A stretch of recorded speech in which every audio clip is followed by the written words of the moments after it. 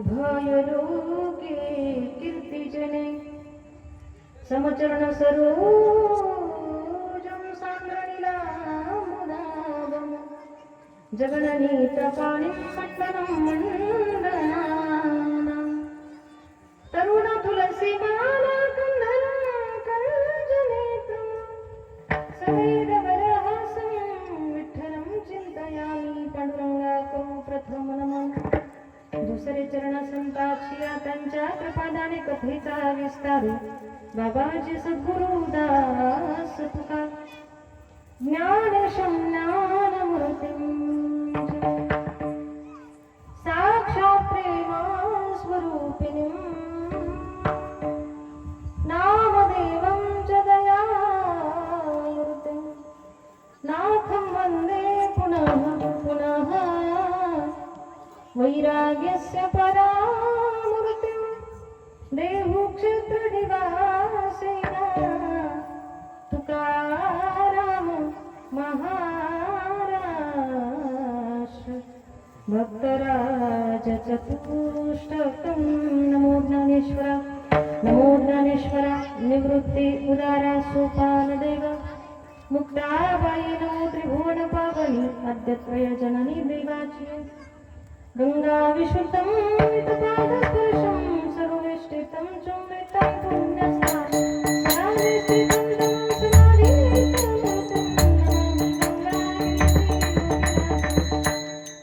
तपो ज्ञान वैराग्य भक्ति स्वरूपं सदा रक्षितं साधु संन्यास मुखे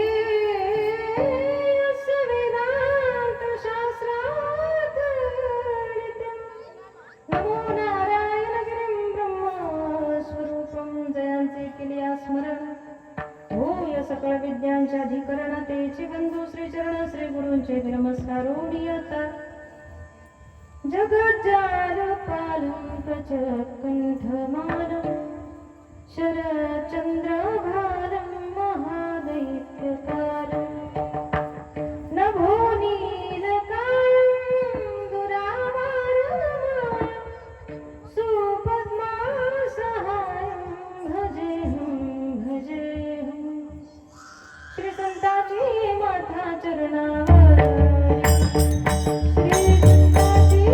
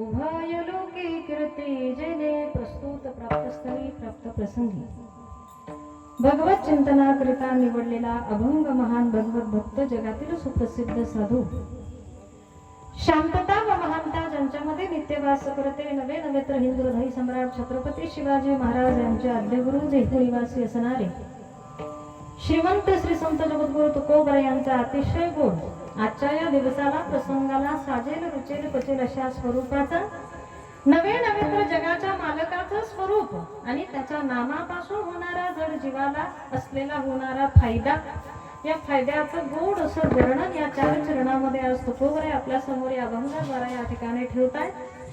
साधू संतांच्या श्री विठ्ठलाच्या माऊलीच्या कृपेनं संकल्पित वेळेमध्ये सेवा करण्याचा एक प्रामाणिक प्रयत्न तुम्हा सर्वांच्या उपस्थितीमध्ये मला या ठिकाणी करायचा आहे.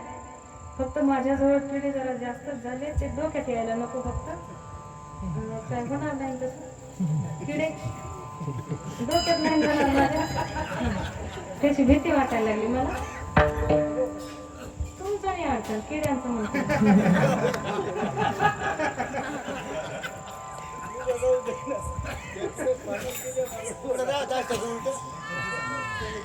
सकल साधू संतांच्या आशीर्वादानं तुम्हा सर्वांच्या उपस्थितीमध्ये अगदी संकल्पित वेळेमध्ये सेवा करणार आहे.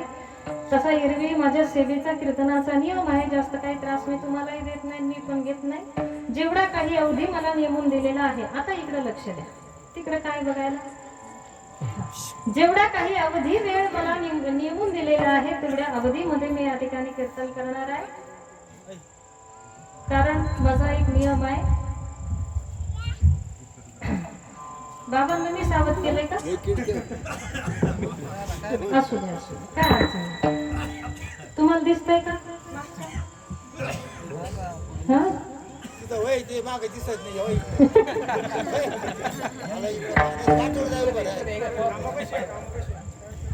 विठ्ठल विठ्ठल विठ्ठल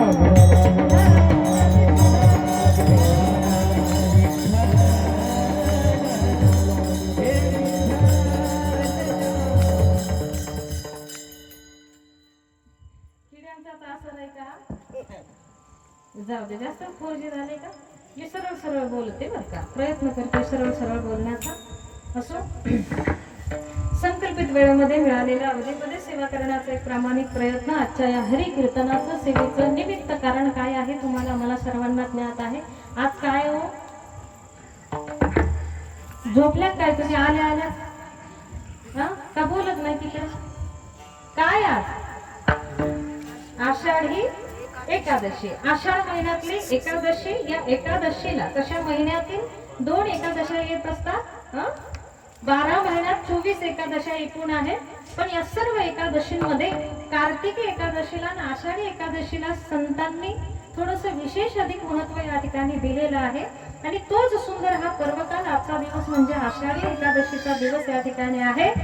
सुंदर अगदी दिवसभरात आम्ही काय केलं त्याचा हिशोब न करता आता मात्र 2 तास आम्हाला फक्त आणि फक्त देवाचं भजन करायचंय, देवाचं चिंतन आमच्या कानी आम्हाला श्रवण करायचंय. केवळ एवढा हेतू, एवढा भाव मनामध्ये बाळगून तुम्ही 1-1.25 तास मला साथ द्या ना चांगली.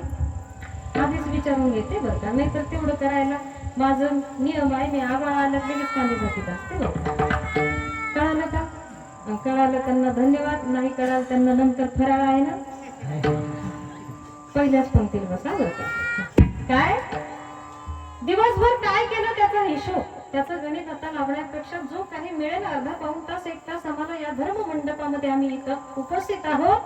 हा 1 तास तरी आमचा दिवसभरातला कारणी लागला पाहिजे. हा 1 तास फक्त आणि फक्त भगवंत देव आणि त्याचं नाम, त्याचं स्वरूप, त्याच्यावर लक्ष केंद्रित आपल्याला या ठिकाणी करायचंय. त्याच अनुषंगानं गोड वर्णन करणारा तुकोबारांचा अभंग आज आपण 4 चरणाचा निवडलेला आहे. आषाढी एकादशीचा सुंदर हा पर्वकाल सगळ्याच संतांनी आपल्या जीवनामध्ये साधलाय. नवे नवे तर वारकरी संप्रदायामध्ये सर्व वारकऱ्यांचा एक मोठा आणि महत्वाचा सण म्हणजे आषाढी एकादशी या ठिकाणी आहे. गेल्या 21-25 दिवसापासून भले भले जे लांबचे संत आहेत, शेगावचे असतील, मुक्ताबाई महाराज असतील, ते जवळपास माझ्या तरी अंदाजाने 1 महिन्यापासून चालतात बरं का. काय खडतर हा पायी प्रवास करून आज पांडुरंगाच्या भेटीसाठी संपूर्ण वारकरी या ठिकाणी गेलेले आहेत. तुम्ही म्हणाल आता काही बुद्धिवादी अतिच हुशार लोकांच्या मनामध्ये शंका निर्माण होऊ शकते. ताई तुम्ही म्हणता वारकरी लोक 15 दिवस 25 दिवस महिनाभर चालून खडतर प्रवास करून पांडुरंगाच्या भेटीसाठी गेले, मग तुम्ही तर इथंच दिसताय म्हणजे तुम्ही वारकरी नाहीत का? आम्ही तुमच्यासाठी थांबलो, नाही तर आम्हाला पण जायचं होतं. काय काही अडचणी असतात, काही अडथळे असतात, ते घेणारा माझा जगाचा मालक आहे श्री विठ्ठल आहे. काही नाही जमलं तरी गाडी नका होईना, आणि गाडीने नाही आषाढीच्या वेळेस जमलं तरी वर्षातून एकदा तरी त्याला नजरेनं तुम्हाला आम्हाला पाहून यायला जमलं पाहिजे. कारण माझे माहेर पंढरी आहे भीमरेच्या तीरी, त्या चंद्रभागेच्या तीरावर पुंडलिकासारख्या भक्तानं या महाराष्ट्राच्या भूमीमध्ये जन्माला आला, जन्म घेतला. तुमच्या आमच्या सारखाच क्रूर पापी दुष्ट जीवन काही काळ भ्रमात तोही जगला. आई वडिलांच्या सेवेची किंमत कळाली, महत्व कळालं, आणि एवढी सेवा केली, एवढी सेवा केली, त्या सेवेवर जगाचा मालक प्रसन्न झाला. आणि 28 युगापासून त्या पंढरपुराला विटेवर माझा देव आजही साक्षात तुम्हाला आम्हाला आहे तसाच उभा पाहायला या ठिकाणी मिळतो. त्या प्रकरणाचं वर्णन केलं जातं. नाही घडविला नाही बैसविला भेटावया आला पुंडलिका. आणि अशा या आषाढी एकादशीला देवशयनी एकादशी असंही या ठिकाणी म्हणतात. म्हणजे आज भगवान परमात्मा झोपणार आहे, शेषाच्या शयनावर या ठिकाणी आराम करणार आहे, झोपणार आहे. आणि किती दिवस झोपणार आहे माहिती आहे? तुमची ना भेटच नाही का कधी त्या प्रकरणाची? बोला काय? 4 महिने थेट कार्तिकीला जागे होतात बरं का. थेट कार्तिकीला आषाढीला झोपतात तर कार्तिकीला जागे होतात. या 4 महिन्याच्या कालावधीला चातुर्मास असं देखील त्या ठिकाणी म्हणतात. चातुर्मास. आणि मग आज सर्व वारकऱ्यांच्या भेटीमुळे मिळालेला तो जगाच्या मालकाला होणारा आनंद, तोच आनंद आपल्याला या ठिकाणी सुद्धा आज या ठिकाणी उपभोगायचा आहे, घ्यायचा आहे. कारण वारकऱ्याचा स्वभाव, वारकऱ्याचं वर्णन सांगितलं जातं. जो काही प्रवास तो पायी चालून या ठिकाणी करतोय त्या वारकऱ्यानं लगेच संन्यास घेतलेला असतो का? त्याच्याजवळ फोन असतो. दिवसभर चालून झाल्यानंतर संध्याकाळी जेव्हा तो थांबतो तेव्हा घरून फोन येतो, आपली गाय आज व्याली, काय झालं तिला? आपला घास आता संपत आलाय, गिंडी गवत संपत आलंय, आता काय टाकायचं गायांना, असं गारहाणं असतच. पण तरीही तेवढ्या पुरतं तो तेवढा वारकरी ऐकून घेतो. दिवस उगला की परत त्याची एक नवी सकाळ त्या ठिकाणी चालू. सुखी संसाराची सोडून या गाठ, सुखी संसाराची सोडून या गाठ, पाऊले चालती पंढरीची वाट, पाऊले चालती पंढरीची वाट. हे तापसागर श्री विठ्ठलाचा, हे तापसागर श्री विठ्ठलाचा,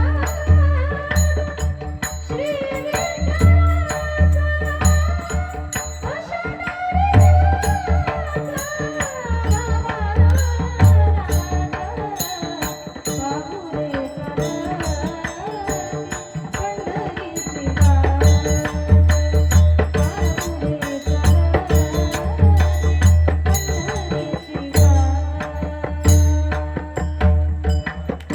पंढरीची सुखी संसाराची सोडून या गाठ, पाऊले चालती पंढरीची वाटे. जरा जरी घरून कोण आला गाराला, त्यानं अर्धा पाऊण तास ऐकलं तरी तेवढ्या पुरता तेवढा तो सिरियस झाला. रात्री झोपला, झोप झाली, सकाळ झाली की परत पंढरीच्या दिशेने रवाना झाला. अशा या सुखी संसाराची सोडून या गाठ, पाऊले चालती, हा वारकऱ्याचा स्वभाव आहे. आणि मग एवढा खतर प्रवास करून आज वारकरी संबंध महाराष्ट्रातील, महाराष्ट्राच्याही बाहेर काही अस्सल वारी करणारे वारकरी मंडळी आज पंढरपुरामध्ये त्या ठिकाणी दाखल झाले. कारण पंढरपूर हे तुमच्या आमच्या गावासारखं सर्वसामान्य गाव नाहीये. सगळ्या संतांचं माहेर घर म्हणजे पंढरपूर आहे. आता माहेरी तुम्ही वर्षातून किती वेळा जाता? बोला ना. माहेर नाही तुम्हाला? माहेर आहे ना? बरं, आवडतं का माहेरी जायला? आवडतं का? तुम्ही काय आजार बिजारी आहेत का? बोला ना. हा नाही काहीतरी म्हणा. माहेरी जायला आवडतं? जिला आवडत नाही तिने वरबोट करा. अशी बाईच जन्माला आली नाही बरं का, जिला माहेर आवडत नाही. आता माहेर हा शब्द फक्त अर्थानं, शब्दार्थानं जर या ठिकाणी घेतला तर तो फक्त स्त्रीसाठी म्हणजे बायांसाठी लागू पडणारा शब्द आहे. कारण माहेर हे फक्त स्त्रियांनाच या ठिकाणी असतं. असं आजपर्यंत आमच्या अभ्यासाद्वारे आमच्या लक्षात आलेलं हे प्रकरण आहे. पण माहेर हे फक्त स्त्रियांपुरतं किंवा बायांपुरतं मर्यादित शब्द नाहीये. कारण माहेर तुम्हाला आम्हालाच आहे यात नवल नाही. माहेर तुम्हाला आम्हालाच गोड लागतं यात नवल नाही. दिवसात जरी आम्हाला माहेरी जा म्हटलं तरी कंटाळा येणार नाही. हा गोडवा फक्त आमच्यातच आहे यात विशेष नाही. हे माहेर फक्त आम्हालाच नाही तर आजपर्यंत जेवढे काही संत झाले त्या सगळ्या संतांना हे माहेर अप्रूप आहे. जेवढं आम्हाला आवडतं तेवढं त्यांना सुद्धा ते आवडतं. त्यातला पुरावा काही संतांचे पुरावे मी अगदी चालत्या वेळामध्ये तुमच्या समोर ठेवून जाईल. माझ्या तुकोबराय म्हणतात की माझ्या तुकोबरायांचं वर्णन आहे. माहेर तुम्हाला आवडतं यात विशेष नाही. आपुल्या माहेरा जाईन आपुल्या माहेरा जाईन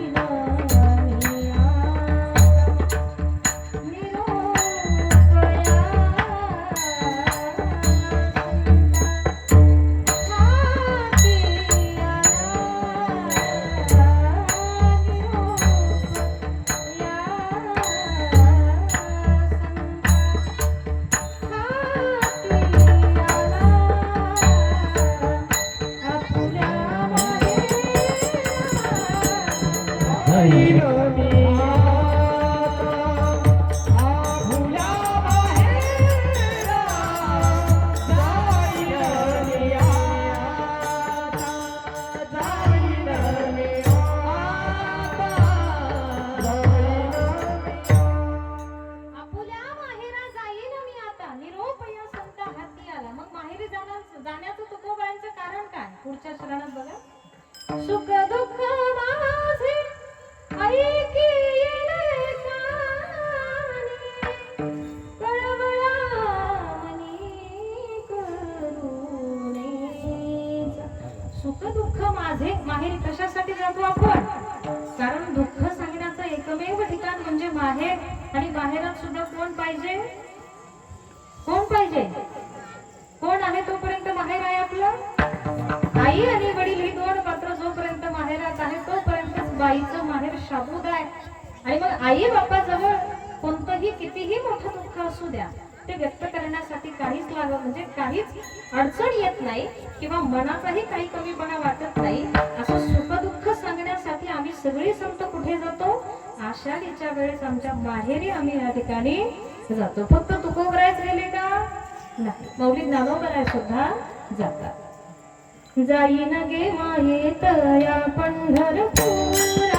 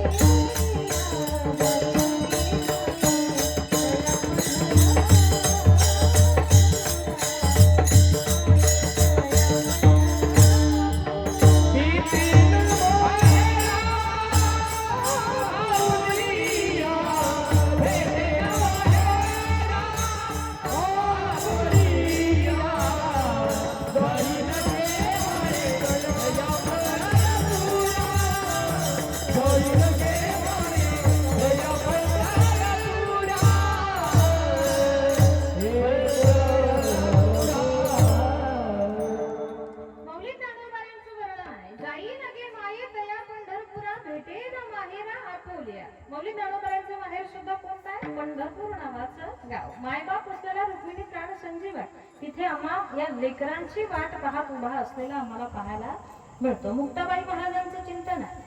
उबगले सासरी मला आता माहेरासी न्याहो, उबगले सासरी मला आता माहेरासी न्याहो, सोडाय घडा तुमच्या पाया पडते हो. सासर मध्ये जे उभगलाय तुमचा उभगला कोणी अजून? हा त्यातनं बाहेर पडण्यासाठी सुद्धा एक वेगळीच अवस्था असावी लागते बरं का. काय आम्हाला माहिती आहे सगळे प्रमाण आमच्या पाठ आहे, पण तरी आम्ही सुटका करून घेत नाही. रामदास स्वामींच्या जीवनातला प्रसंग आहे ना, काय एक गृहस्थ आला, स्वामीजी मला संसार सोडायचा आहे पण काय करू सुटत नाही. स्वामीजींनी त्याचं वाक्य ऐका क्षणीच समोरच्या एका झाडाला जाऊन घट्ट मिठी मारली आणि ओरडायला लागले, झाड मला सोडना, झाड मला सोडना. तो बाबा हसायला लागला. स्वामीजी येडे झाले का काय? म्हणे काय? म्हणे अहो तुम्ही नाही झाडाला, झाडाने नाही तुम्हाला, तुम्ही झाडाला पकडलाय. मग स्वामीजींनी त्याच्या प्रश्नाचं उत्तर दिलंय, बाबा संसाराला तुला नाही तर तू संसाराला धरून ठेवलेलं आहे. सोडायचा जर तू निश्चय केला तर आता या क्षणाला सुद्धा तो संसार तुझ्या सोडीला संसार, सोडीला संसार, सोडीला संसार, सोडीला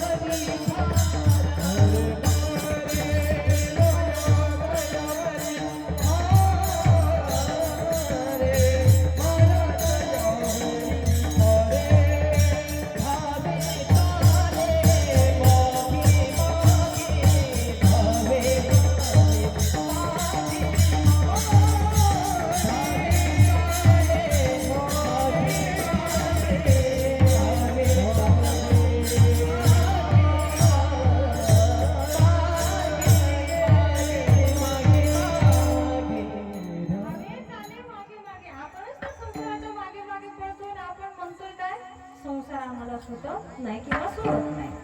भाग वेगळा आहे बघा.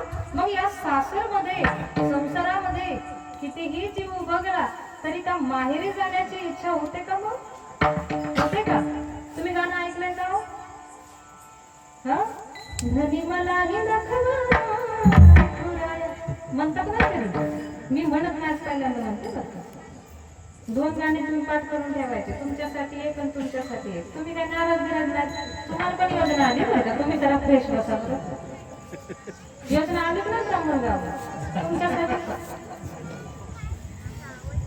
आम्ही मुख्यमंत्र्याच्या बैठी आम तुम्ही पण भाव झालात आता. तुम्ही एक गाणं पाठ करायचं. चल ते सखे, चल ते सखे. कारण लौकिक दृष्ट्या जरी आमचं ठराविक एखादं कोणतं गाव माहेर असेल तरी आध्यात्मिक पारमार्थिक दृष्टिकोनातून मात्र आम्हा सगळ्यांचं एकच माहेर म्हणजे ते पंढरपूर नावाचं गाव आहे. अशा या माहेरी जाण्याची ओढ आम्हाला वर्षातून एकदा तरी होणं गरजेचं आहे. मग सगळ्याच संतांनी ही ओढ आम्हाला या ठिकाणी अभंगाद्वारे आमच्या लक्षात आणून दिली. जगद्गुरु तुकोबराय असतील, मौली ज्ञानोबराय, मुक्ताबाई महाराजांचं आणि जनाबाईचा अभंग तर सगळ्यांनी ऐकलाच असेल असं मी गृहीत या ठिकाणी धरते. कोणता अभंग? माझे डोळ्याचे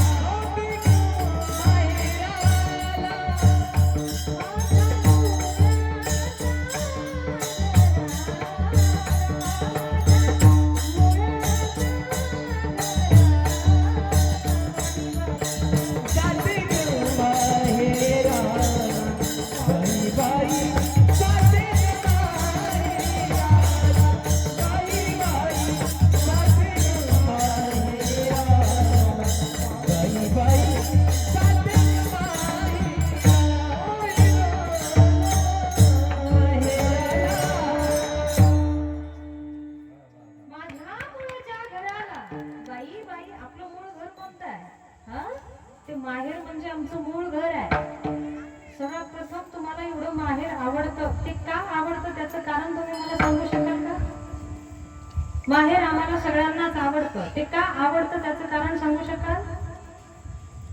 त्याचं कारण आमचे संत सांगतात बरं का. वावरे इच्छा वसे घरी,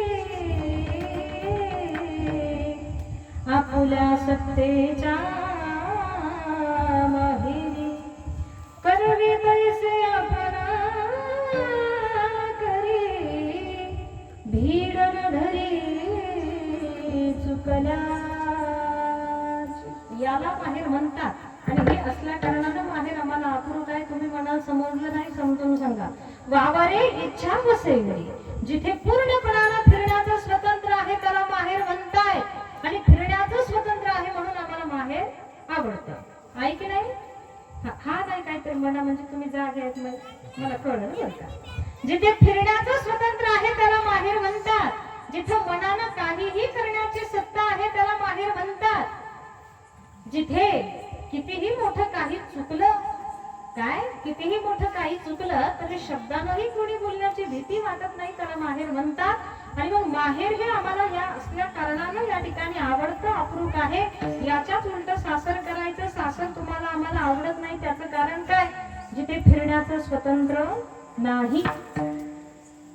तुमच्या गंगेच्या अलीकडे काय असेल मला माहित नाही, पण आमच्या तिकडे साधं शेजारच्या घरात जरी जायचं असेल तरी विचारून, तुम्ही जात नाही तो भाग वेगळा, पण नियम काय आहे विचारून जावं लागतं. परमिशन मिळाली तरच जाता येतं. फिरण्याचं स्वतंत्र नाही त्याला सासर म्हणताय.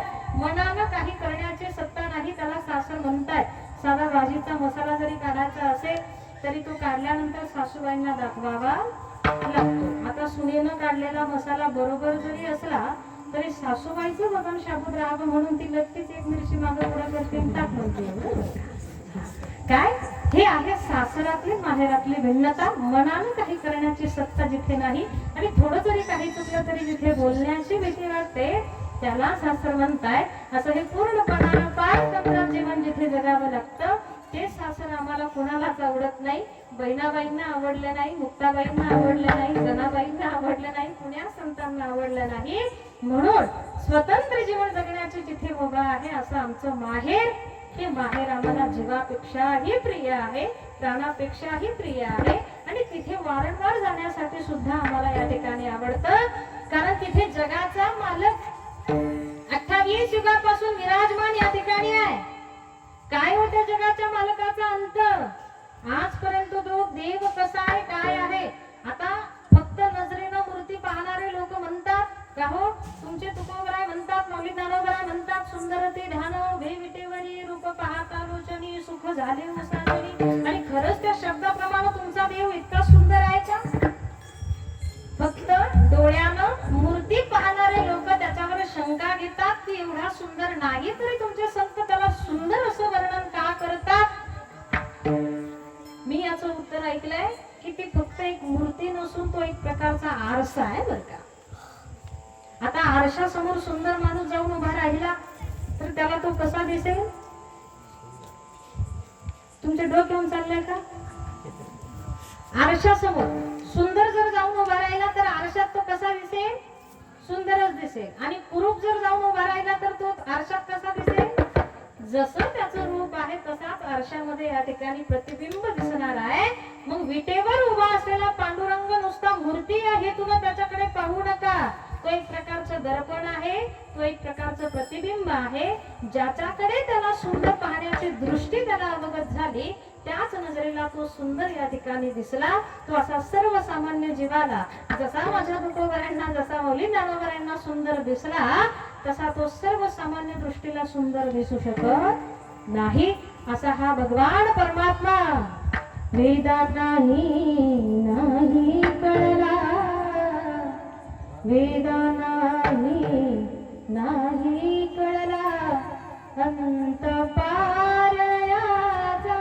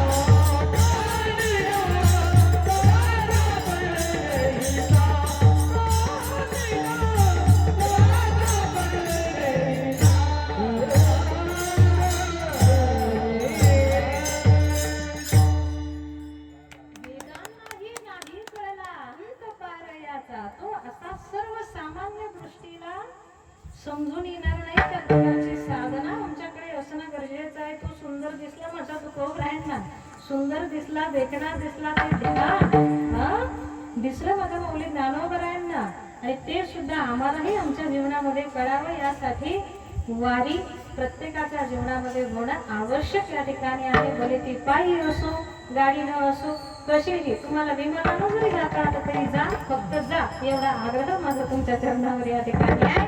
अशी ही वारी आणि तो सुंदर असा पर्वकाल आम्हाला आमच्या जीवनात जसं साधू संत आपल्या जीवनामध्ये साधताय. नवे नवे तर तुकोबराय म्हणतात, त्याच्याशिवाय जीवनाचं सारच नाही हो. तुका म्हणे जन्म आल्याचे सार्थक विठ्ठलाची एक देखलिया. ज्यानं जीवनामध्ये श्री विठ्ठलाची प्राप्ती करण्याचा प्रयत्न केला नाही अथवा त्याला एकदाही नजरेनं पाहिलं नाही, त्या जीवाची अवस्था आहे वाया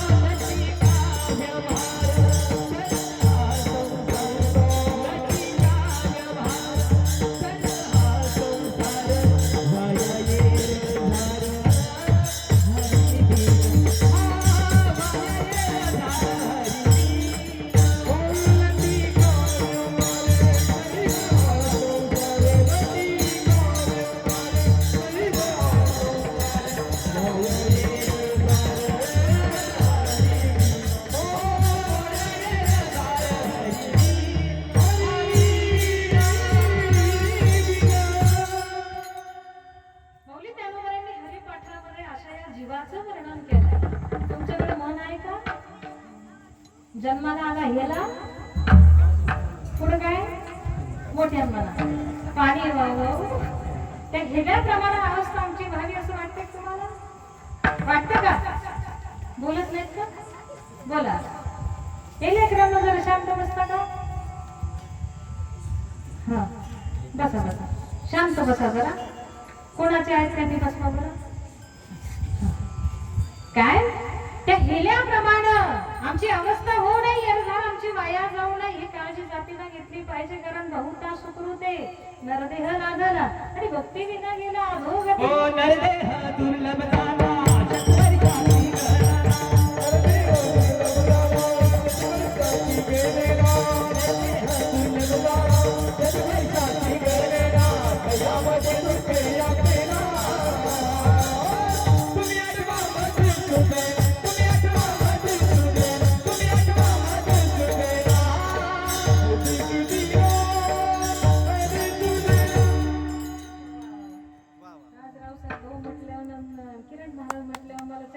पुरायचे नाही. तुमची काय हरकत आहे का?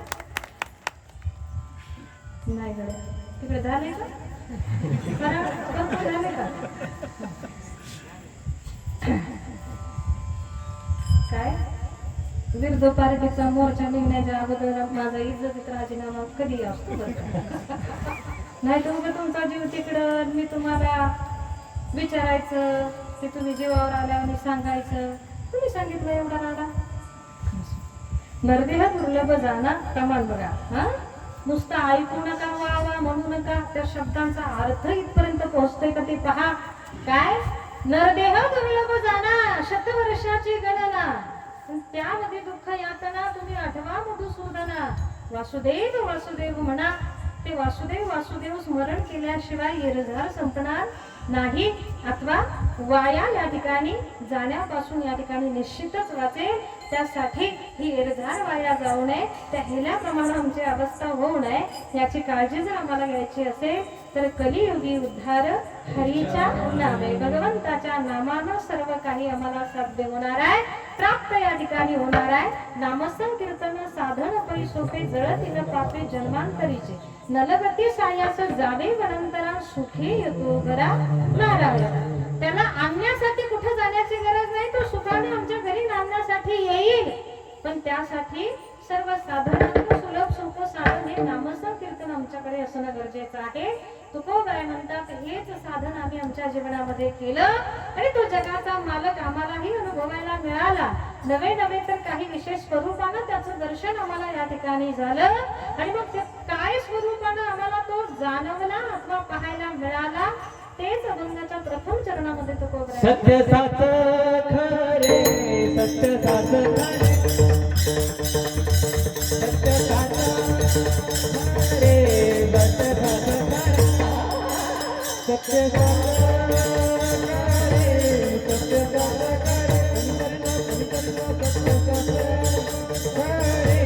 सत्य साच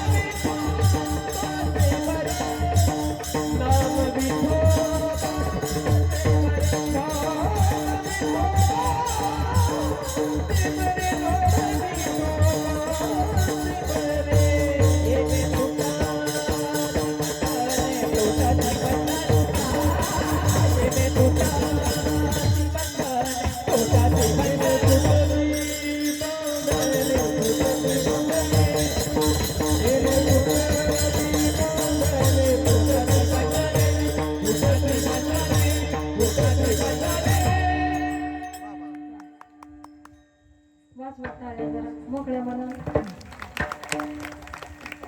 आपलीच माणसं आहेत आणि आपल्या माणसाचं कौतुक आपण करायचं असतं. आपण केलं तरच लोक करतील. गोड ही मंडळी आज इथं आल्यानंतर मला वाटलं नव्हतं एका दिवसाच्या कीर्तनाचं एवढं सुंदर नियोजन सुद्धा होतं.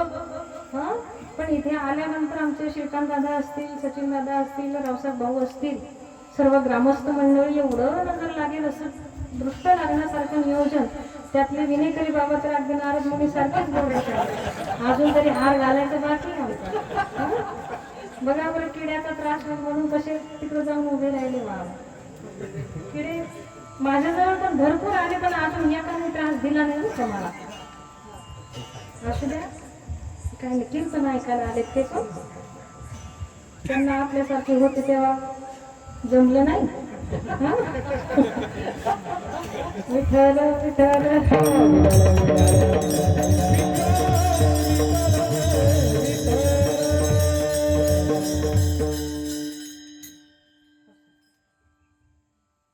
कुठं चालू होतं आपलं प्रथम चरण.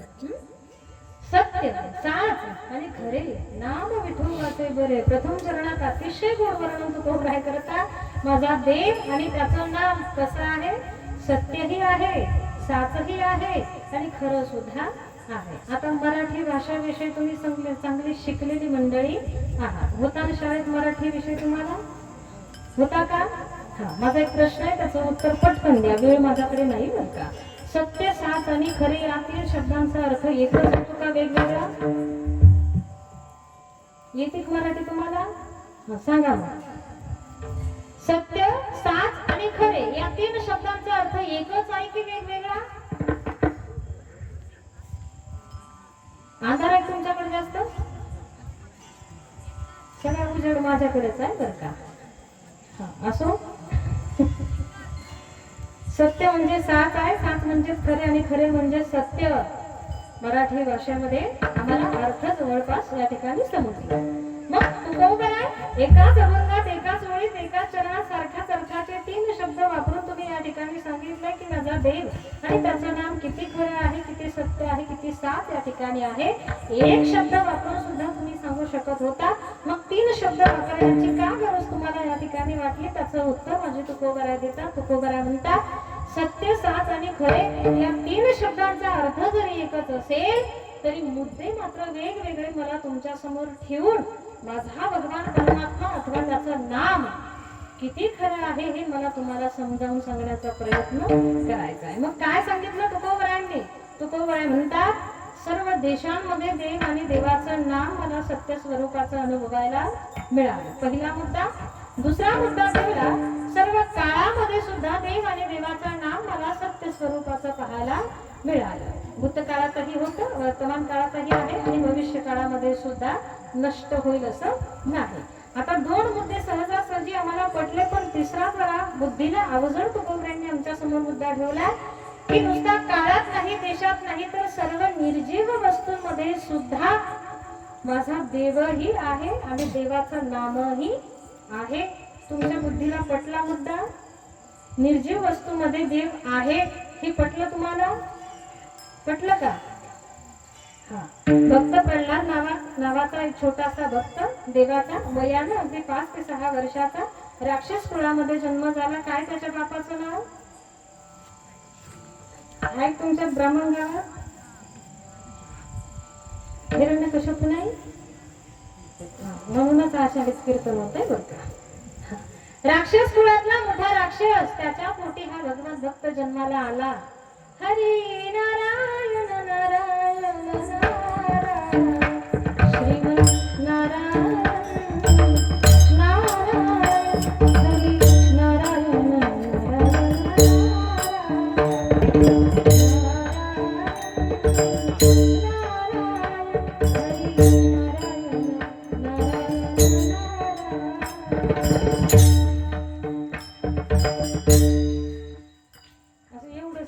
दिवस रात्र म्हणायचा. आपल्याकडे वेळ नाही म्हणून आपण थोडा कमी वेळ म्हणतो. असं हे गोड भजन दिवस रात्र त्या भक्त प्रल्हादाचं आपल्या जीवनामध्ये आहे. आता राक्षस कुळातला मोठा राक्षस माझ्या स्वतःचा मुलगा माझ्या दुश्मनाचं नाव माझ्या समोर माझ्या घरात घेतो. इतका राग यायचा, इतका राग यायचा. अनेक प्रयत्न त्या पोराला मारण्यासाठी केले, पण सक्सेस एकाही प्रयत्न तो झाला नाही. एक दिवस चालू असलेलं भजन ऐकू गेलं, रागानं लाल बंद झाला आणि प्रल्हादाचा बाप ताड चालत त्याच्याकडे आला. त्याचा हात धरून त्याला उठवलं. करे सारखा नारायण नारायण नारायण नारायण करत राहतोस, माझ्या समोर माझ्या दुश्मनाचं एवढं नाव घेतोस, बरं एवढं नारायण नारायण करतोस, तर एवढं नारायण नारायण केल्या सरसर तुझा नारायण तुला आजपर्यंत दिसला का? तुझा नारायण तुला आजपर्यंत भेटला का? असा प्रश्न जेव्हा बापानं केला, दिसला असेल, भेटला असेल तर मलाही सांग, नेमकं तुझा नारायण आहे तरी कुठे? मला सुद्धा पाहायचा आहे. असे प्रश्न बापाचे जेव्हा आले, तेव्हा त्या प्रश्नाचं उत्तर छोट्याशा बालकानं बापाला दिलं. बाबा, मुळात तुम्ही प्रश्न चुकीचा विचारला बरं का. काय तुझा नारायण नेमका आहे तरी कुठे? हा मुळात तुमचा प्रश्न चुकीचा आहे. कारण आम्हा भक्तांना तो कसा दिसतोय? विठ्ठल जळी स्थळी भरला, विठ्ठल जळी स्थळी भरला, विठ्ठल जळी स्थळी भरला, विठ्ठल जळी स्थळी भरला.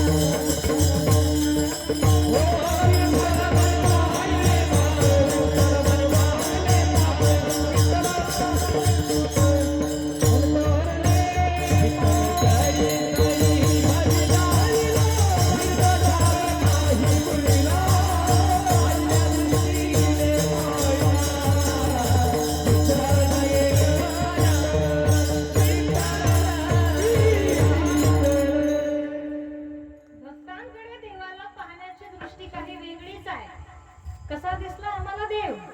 विठ्ठल जळी स्थळी भरला, रिता धाव नाही पुरला, सर्वा घटी राम देहादेही एक, सूर्यप्रकाश सहस्र रश्मी. मौलिक ज्ञानोबरांच्या ज्ञानेश्वरी मध्ये चिंतन आलंय. एरवी सर्वांच्या हृदयात मी अमुक आहे ऐसी, बुद्धी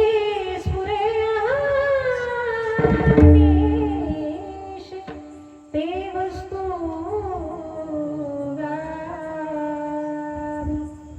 एरवी सर्वांच्या हृदय देशी मी अमुक आहे ऐसे, बुद्धी स्फुरे अहर निश्चित ते वस्तूगा मी. काय प्रत्येक चराचरामध्ये घटाघटामध्ये हा भगवान परमात्मा आम्हाला या भक्तांना या ठिकाणी दिसतोय. आता तुमच्या आमच्यात आणि या भक्तांमध्ये भिन्नताच एवढी आहे. आम्हाला सगळ्यांच्या हृदयामध्ये वास करणारा भगवान परमात्मा दिसतो का? दिसतो? अहो देव तर लांबच, माणसातला माणूसच हल्लीच्या लोकांना दिसायला तयार नाही बरं का? माणसातला माणूसच आम्हाला जर अजून दिसला नसेल तर माणसातला देव दिसेल का? तो तुमच्या आमच्या हृदयामध्ये सुद्धा वास करतोय. पण सर्वांच्या चरणाला आषाढी एकादशीच्या निमित्तानं हीच प्रतिज्ञा पांडुरंगाच्या चरणी आम्हाला एक करायची आहे. माणुसकी नावाचा धर्म जरी जीवन जगत असताना जोपासता आला तर वेगळी भक्ती वेगळा परमार्थ करण्याची गरज नाही. हीच मुची प्रार्थना, हेच नमोचे मागणी, माणसाने माणसाशी माणसा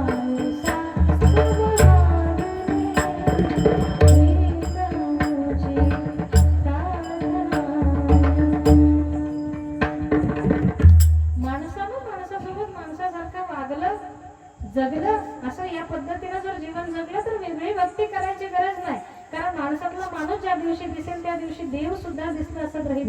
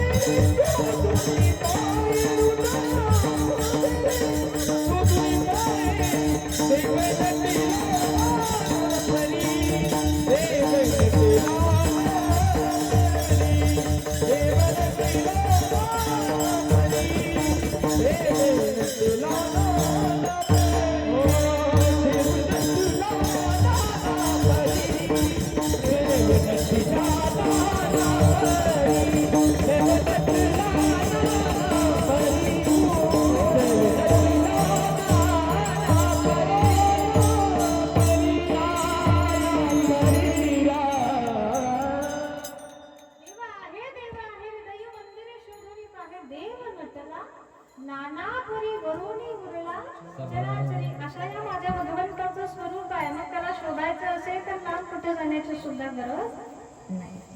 तान्ह्या बाळाच्या हासर डोळ्यात तो नाचे रंगून संतांच्या मेळ्यात जो तुझ्या माझ्यात भेटल साऱ्यात तो शुद्ध नाही कुठे आत साऱ्यात कधी मंदिरी राहुरी बाप झाला कधी झाला माहुरी रोज वृंदावनी होळी गोदावरी बाप झाला कधी झाला माहुरी धावला मोठीचे धावलाही तिथे बघडुनी दारांतरंगातला देव धावला का बघू घडुनी दारांतरंगातला देव धावला का. अंतरंगातला देव तो आम्हाला गवसणं हाती सापडणं फार गरजेचं आहे. अंतरंगातला अंतकरणातला देव आमच्या या संतांच्या हाती लागला म्हणून ती दृष्टी त्यांना बघत झाली की चराचरामध्ये असलेला राम जगाचा मालक त्यांच्या दृष्टीला आता दिसू लागला. हेच उत्तर भक्त प्रल्हादानं त्याच्या बापाला दिलं. बाबा तुम्ही पुढे प्रश्न विचारलेला चुकीचा आहे. तो कुठे आहे असं न विचारता तो कुठे नाही असा प्रश्न जर तुम्ही केला तर कदाचित त्याचं उत्तर मी देऊ शकेल. कारण तो नाही असा ठाव या ठिकाणी कहा बघ दारू देखे अनेरा देखा तो सब वही रे घेरा सर्व काही त्यांना व्यापून घेतलेलं या ठिकाणी आहे. असं थोडंसं उत्तर ऐकल्यानंतर परत तो प्रश्न या ठिकाणी करतो. जर चराचरामध्ये घटाघटामध्ये सुद्धा भगवान परमात्मा वास करतो तर या समोरच्या खांबामध्ये सुद्धा तो आहे का? मग समोरच्या खांबामध्ये सुद्धा त्याला असं मोठा आवाज काढून असं बोलला तेव्हा त्या प्रल्हादानं निर्भीडपणे उत्तर दिलं, बाबा ते मात्र ही शंका नाही, या समोरच्या खांबामध्ये सुद्धा माझा जगाचा मालक या ठिकाणी विराजमान आहे. भक्ताच्या शब्दाची लाज राखण्यासाठी स्तंभी नारायण प्रगट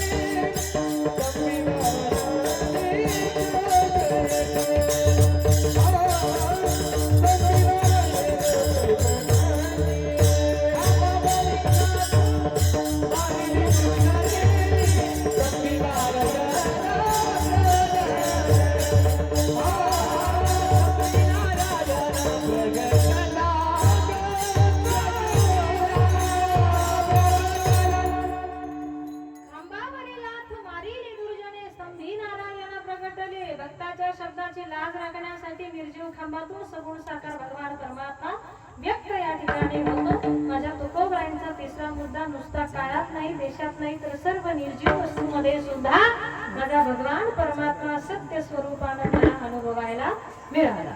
मग तुकोबाई तर आम्हाला सांगतात नुसता देवच नाही तर देवाचं नामही त्यामध्ये विराजमान आहे. आता देव वस्तूत असू शकतो हे आम्ही सहजासहजी मान्य केलं, पण देवाचं नाम सुद्धा कसं वस्तूत असू शकतं आहे का तुम्हाला मान्य आहे का? असेल तर हा म्हणा, नसेल तर नाही म्हणा. सहजासहजी बुद्धीला मान्य होणारा हा विषय नाही, कारण देवाचं नाम घेण्यासाठी काय असावं लागतं, ज्याचा वापर तुम्ही आता भलत्याच करण्यासाठी करताय. भजन करायला काय असावं लागतं, काय चित्त, एक चित्त असणं गरजेचं आहे. वा, ठीक उत्तर आहे. पण अजूनही आवश्यक काय असावं लागतं, ज्याच्याशिवाय उच्चार बाहेर पडू शकत नाही, तोंड असावं लागतं ना, जे आहे तुम्हाला सगळ्यांना बोला मग. तोंड असावं लागतं, मुख असावं लागतं, ज्याच्या द्वारा आम्ही देवाचं नाम या ठिकाणी घेऊ शकतो. आता निर्जीव वस्तूला कसल्या प्रकारचं तोंड असतं, मुख असतं का? पण तरी तुकोबराय काय म्हणतात, अशा निर्जीव वस्तूमध्ये नुसता देवच नाही तर देवाचं भजन सुद्धा आहे. मग याला अपवाद आम्हाला पटेल असं उदाहरण, जनाबाईचं नाव ऐकलंय? जनाबाई तुमच्या गावातली नाही बरं का, पंढरपुरातली. जनाबाई महाराज थेट काशीवरून कबीर महाराज महिमा ऐकून जनाबाईची भेट घेण्यासाठी पंढरपूरला आले. अशी कशी वेगळी देवाची भक्त, एकदा तरी या संताची भक्ताची भेट आपल्या जीवनात व्हावी म्हणून थेट काशीवरून कबीर महाराज जनाबाईला भेटण्यासाठी आले. विचारत विचारत घरी गेले तर सांगितलं, आता आमची जणी सध्या घरी नाही, कुठं गेली, नदी काठी गोगऱ्या वेचायला गेले. आता महाराज लोकांकडे एका जागी थांबायला जास्त वेळ नसतो बरं का. कबीर महाराज म्हटले, आता मी इथं थांबेन, त्या घरी येतील, मग बोलणं बसणं होईल आणि मग मला जायला फारच वेळ होईल, त्यापेक्षा मीच नदी काठी जातो, 2-5 मिनिटं जनाबाई महाराजांशी बोलतो आणि माझं मी रस्त्याला लागतो. कबीर महाराज जनाबाईची भेट घेण्यासाठी जिथे जनाबाई गोगऱ्या वेचताय तिथे त्या ठिकाणी गेले. आता तिथे गेल्यानंतर भेटीच्या अगोदर एक दुरूनच एक प्रसंग, एक प्रकार असा विचित्र त्या ठिकाणी घडलेला पाहायला मिळाला. अजून 4-5 मैत्रिणी जनाबाई सोबत गौऱ्या वेचण्यासाठी आल्या आणि गौऱ्या वेचता वेचता अचानकच त्यांची भांडणं या ठिकाणी लागली. भांडणाचा वादाचा विषय आहे. तू एकटी एका बाजूला वेचते, आम्ही 4-5 जणी सगळ्या मिळून एका बाजूला वेचतोय, तरी आमच्या 4-5 जणींच्या गौऱ्याच्या गंजापेक्षा तुझ्या गौऱ्यांचा गंज आम्हाला मोठा दिसतोय. याचा अर्थ तू वेचल्या कमी चोरल्या जागेत ना तुम्ही बोला काय, वेचल्या कमी आमच्या गौऱ्या तू चोरल्या जास्त. मग चोरल्या या विषयावरून त्या ठिकाणी भांडण चालू आहे, वाद चालू आहे. कबीर महाराजांनी पाहिलं, साधा शेणाच्या गौऱ्यावरून भांडणारी ही जनाबाई थेट काशीपर्यंत महिमा इथं आला. मनामध्ये एक शंका निर्माण झाली आणि भेट न घेताच तिथून परतायचं या ठिकाणी ठरवलं. तेवढ्यात जनाबाई महाराजांची दृष्टी या ठिकाणी गेली. महाराजांना आवाज दिला, महाराज भेटण्यासाठी आला, बरं भेटायचं की नाही हा प्रश्न तुमच्याकडे राहिला. पण फारच वेळेवर या ठिकाणी आला आणि आलेच आहे तर जाता जाता आमची एवढी भांडणं मिटवून जा. आता भांडणं मिटवून जा, भांडणं मिटवण्यासाठी शहाण्या माणसाची आवश्यकता असते बरं का. पण हल्ली भांडण करतात बी त्यांचं मिटून घेतात. शहाण्या माणसांचं आम्ही कामच ठेवतो ना. शहाण्या माणसांची गरज या ठिकाणी असते आणि हा त्यांच्यातला शहाणा माणूस म्हणजे कबीर महाराज या ठिकाणी आहे. आता मिटवायची कशी हा सुद्धा मोठा प्रश्न या ठिकाणी उभा राहिला. आणि मग मिटवायची कशी, वाद कसा संपवायचा याचं गोड या ठिकाणी उपाय जनाबाई महाराजांनी सांगितला. महाराज, सगळ्या गौऱ्या कानाला लावा.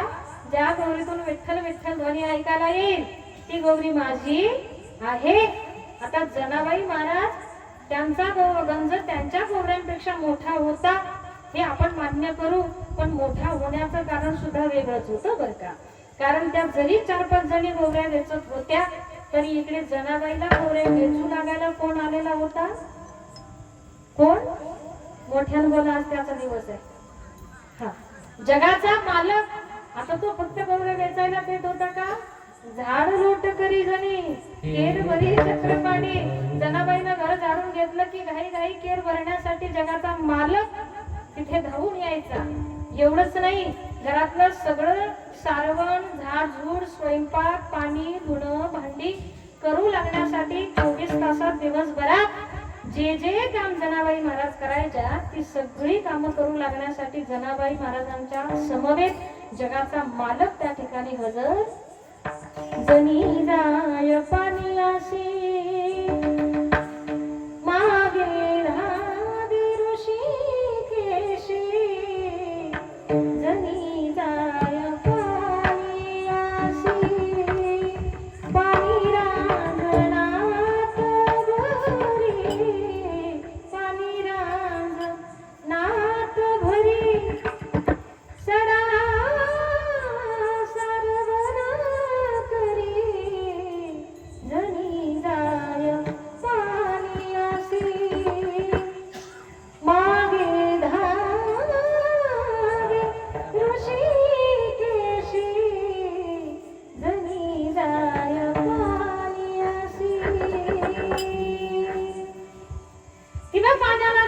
जगाच्या मालकानं तिच्या मागे लुटू चालावं. तिनं भरून ठेवलेल्या पाण्यानं देवानं स्वतःच्या हातानं जनाबाईच्या झोपडीच्या अंगणामध्ये सडा, रांगोळी, सारवण या ठिकाणी करावं. असा मोठा महिमा माझ्या जनाबाईचा या ठिकाणी आहे. एवढंच नाही, दिवसभर काबाड कष्ट करून शरीर थकून जायचं. रात्रीचा पसारा आवरला, काम आवरलं की त्या खाटावर बाजेवर जनाबाईनं शरीर टाकावं. काही क्षणात या ठिकाणी झोप लागून जायची. पण कुटुंब मोठं असल्या कारणानं आणि पहिल्या काळामध्ये गिरण्या नव्हत्या. पहिल्या काळामध्ये सगळं दळण कसं होतं?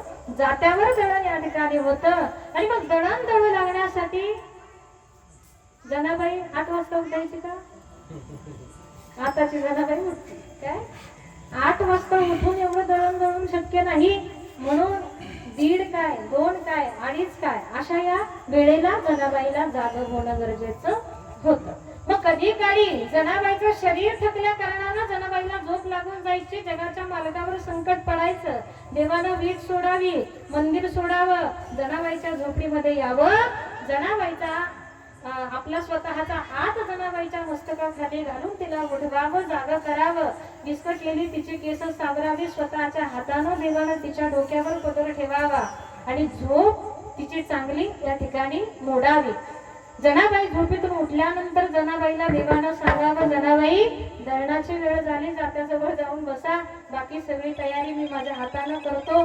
जगाचा मालक आहे, ब्रह्मांडाचा चालक मालक भगवान परमात्मा दाण्याच्या पोत्याजवळ गेला, पाटी घेतली, स्वतःच्या हातानं त्या पाटीत दाणे टाकले. जनाबाईनं जात्याजवळ जाऊन बसल्या आणि दळणाची पाटी घेऊन स्वतः जगाचा मालक जनाबाई समोर दळण दळू लागण्यासाठी जाऊन बसला. आणि जनाबाईला सांगितलं, जनाबाई जास्त ताण घेऊ नका. आता मी जर दळण दळू लागायला इथे उपस्थित आहे तर फक्त निमित्त मात्र जात्याच्या खुंट्याला तुम्ही हात लावा. बाकी सगळं जातं ओढण्याची जबाबदारी मी माझ्यावर घेतो. तेव्हा माझ्या जनाबाईनं प्रसन्न अंतकरणानं त्या देवाचे ऋण या ठिकाणी व्यक्त करावे. जात्याच्या मुखी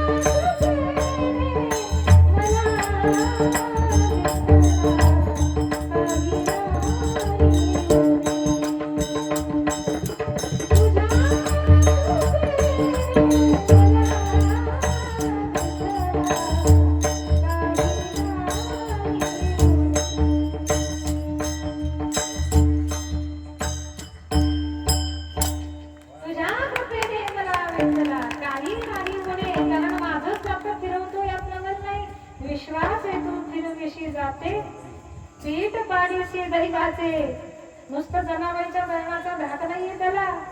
विठू माझा लेकुरवा संगे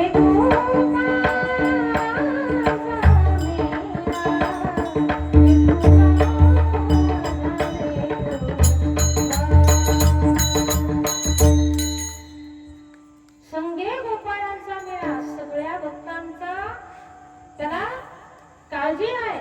भक्त समागमे सर्व भावे हरी सर्व कामे करी न सांगता. एवढा सर्व एवढा मोठा असलेला गाडा त्या जगाच्या पालकाला ओढायचा आहे. विश्वास येतो फिरविशी जाते. विठू माऊली तू माऊली जगन्नाथ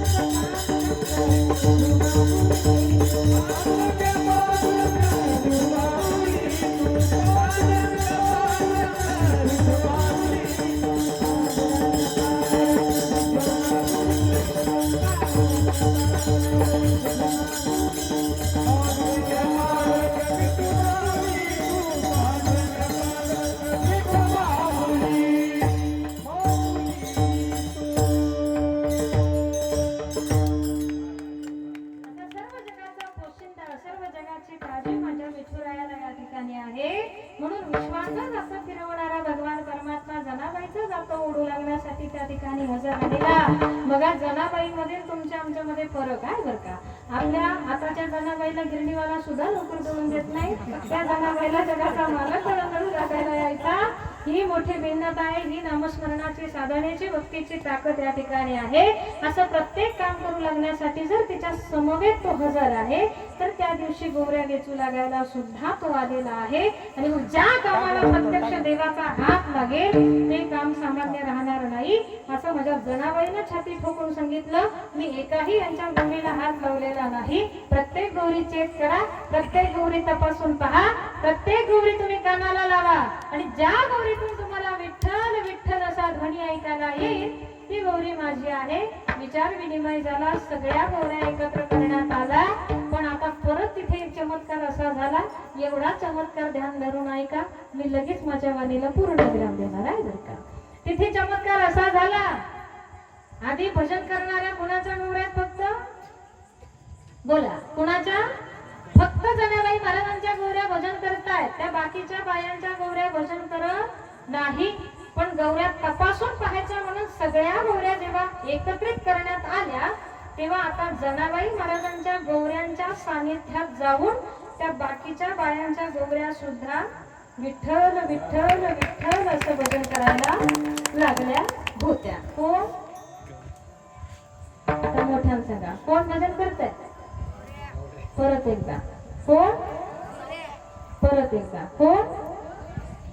साध्या शेणाच्या गौऱ्या विठ्ठल विठ्ठल विठ्ठल असं भजन त्या ठिकाणी करताय.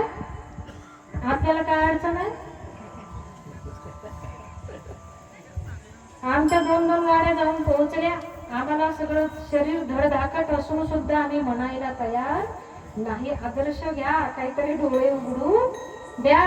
जनाबाई महाराजांच्या गौऱ्या त्यांच्या हाताला लागलेली प्रत्येक निर्जीव वस्तू ही देवाचं भजन करते. अशा प्रत्येक संतांच्या सानिध्यात जाणारी प्रत्येक निर्जीव वस्तू ही देवाचं भजन या ठिकाणी करते. तुकोबराय भजनासाठी कुठे गेले याचा पत्ता जर लावायचा असेल तर जना आवलीनं त्या वाटेवर यावं, माती कानाला लावावी. ज्या मातीतून विठ्ठल विठ्ठल ध्वनी ऐकायला येईल त्या रस्त्यानं माझे तुकोबराय गेले. काय महिमा आहे. अशी ही प्रत्येक निर्जीव वस्तू सुद्धा देवाचं भजन करते. म्हणून माझे तुकोबराय म्हणतात, सर्व काळात सर्व देशात नव्हे तर सर्व वस्तूमध्ये माझा देवही मला सत्य स्वरूपाचा अनुभवायला मिळाला आणि खऱ्या स्वरूपाचं नामही त्याचं त्या स्वरूपाचं अनुभवायला मिळालं. आता संकल्पित वेळ माझा जवळपास संपलेला आहे. आपलं फक्त एकच चरणाला आपण लटका स्पर्श केलेला आहे. उर्वरित 3 चरण अजून 3 आषाढ्या होतील असं मला वाटतं. विनोद केला बरं काय. पहिल्या चरणाचा भाव अतिशय गोड माझ्या तुकोबरायांनी आमच्या समोर या ठिकाणी ठेवलाय. बरं नुसतं खरंच आहे असं सांगत नाही. सत्य तू विठ्ठला कागा हा गाविला जगदाकार या ठिकाणी सुद्धा त्रिवार वर्णन केलंय. सत्य साच खरे नाम विठोबाचे. बरे नुसतं खरं आहे असं म्हणत नाही तर ते आमच्यासाठी बरं सुद्धा आहे. आता काही गोष्टी बऱ्या असतात, खऱ्या नसतात, खऱ्या असतात, बऱ्या नसतात. काही बऱ्याही नाहीत आणि खऱ्या सुद्धा नाही. तुमच्या ब्राह्मण गावला साप निघतो. साप उत्तर द्या नाही येईल मागून बरं का. साप आम्ही सगळ्यांनी पाहिलेला आहे. समोरून आला तर आम्ही काय करतो, पळत घरात जातो, वाटीत दूध घेतो, लगेच म्हणतो हे नागराजा असं म्हणतो. काही साप जर समोरून दिसला तो बिचारा आमच्या वाटेत जाऊ आम्ही त्याला मारण्याचा प्रयत्न पहिला करतो. का करतो तर कदाचित त्यानं चुकून जरी स्पर्श आम्हाला केला तर रामनाम सत्य सुद्धा होण्याची शक्यता आहे. म्हणजे त्या सापापासून आमच्या जीवाला काय आहे, भीती आहे, धोका आहे. मग साप हा दिसायला खरा आहे पण आमच्यासाठी बरा आहे का. मग बरा नाही. काही गोष्टी खऱ्या आहेत पण बऱ्या नाही. आता काही बऱ्या आहेत पण खऱ्या नाही. टीव्ही पाहता तुम्ही, टीव्ही पाहतात, सगळ्यात पाहतात. आता इथं 2 तास बसायचं म्हणजे जवळपास तुम्ही 4 ते 5 मालिकेचं बंधन घेऊन आलात. सगळ्यात पाहतात. टीव्ही मध्ये दाखवलं जातं की विरंगुळा होतो, करमणूक होते, या दृष्टीनं बरं आहे. पण खरं काही असतं का नाही. काही गोष्टी बऱ्याही नाहीत, काही गोष्टी बऱ्या आहेत पण खऱ्या नाहीत. आता काही गोष्टी खऱ्याही नाहीत आणि बऱ्या सुद्धा नाहीत. लहान लेकरू जर झोपत नसेल तर ते लवकर झोपावं म्हणून त्याची आई ते एका बाबाचं नाव घेते. तो बाबा आहे तुमच्याकडे, काय म्हणतात त्याला इकडे, बोकडी बाबाच म्हणतात. लवकर झोप नाही तर कोण येत आहे, बोकडी बाबा ये. आता तिकडे बीड जिल्ह्यात त्याला धांबळ गोवा म्हणतात, काही ठिकाणी बाहुल गोवा म्हणतात, काही ठिकाणी भुत्या बाबा पण म्हणतात आणि आपल्याकडे बोकडी बाबा असं म्हणतात बरं का. आता त्या लेकराला ती आई भीती दाखवते, लवकर झोप नाही तर बोकडी बाबा येईल. आता त्या बाळाच्या मनात त्या बोकडी बाबाची एवढी दहशत निर्माण झाली आहे. नाव ऐकलं इतकं घाबरतं, काय खायचं ते पटकन खातं, गप आपल्या चोळी झोपून राहतं. बाळाला त्याची भीती वाटते, अर्थात त्याच्या दृष्टीनं तो बरा नाही. आणि आजपर्यंत जगाच्या पाठीवर कुण्याच आईनं तो पाहिला नाही. म्हणजे तो खरा सुद्धा पाहिलाय. तुम्ही बोकडी बाबा पाहिलाय, पाहिलेला ना, म्हणजे तो खरा सुद्धा ना. तत्वज्ञानानं तुकोबराय म्हणतात माझा देव आणि त्याचं नाम खरंही आहे आणि बरं सुद्धा आहे. ते घेतल्यानं काय मिळेल, अभंगाचं दुसरं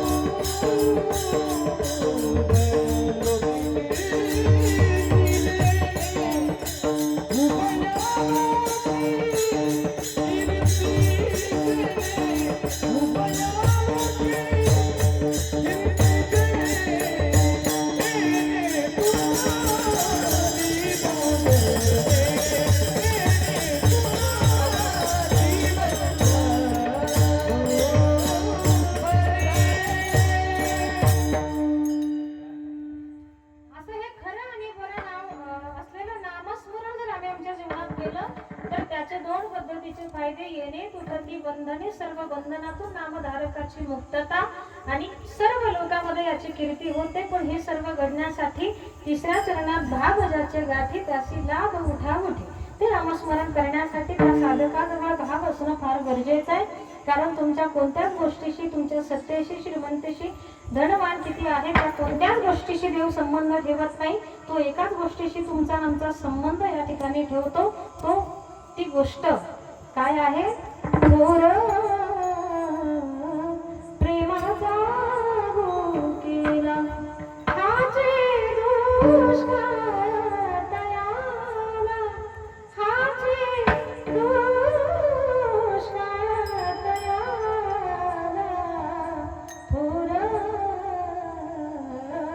प्रेमाचा भुकेला भावगळे आकळे हिरविना कळे कडकडी आकळे पैसा हरी असा हा भाव त्याला महत्वाचा या ठिकाणी आहे.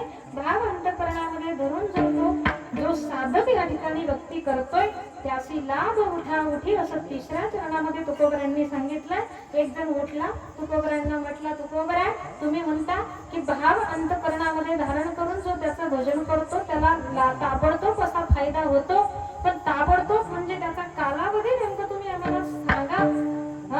त्याचा कालावधी नेमकं 1 वर्षाचा आहे, 6 महिन्याचा आहे, 2 महिन्याचा आहे, 2 दिवसाचा आहे का 2 तासाचा आहे किंवा 1 तासाचा आहे, असा काहीतरी ठराविक कालावधी सांगा. तुकोबराय म्हणतात त्याचा कालावधी इतका कमी आहे, इतका कमी आहे. किती कमी आहे? मुखी नाम हाती मोक्ष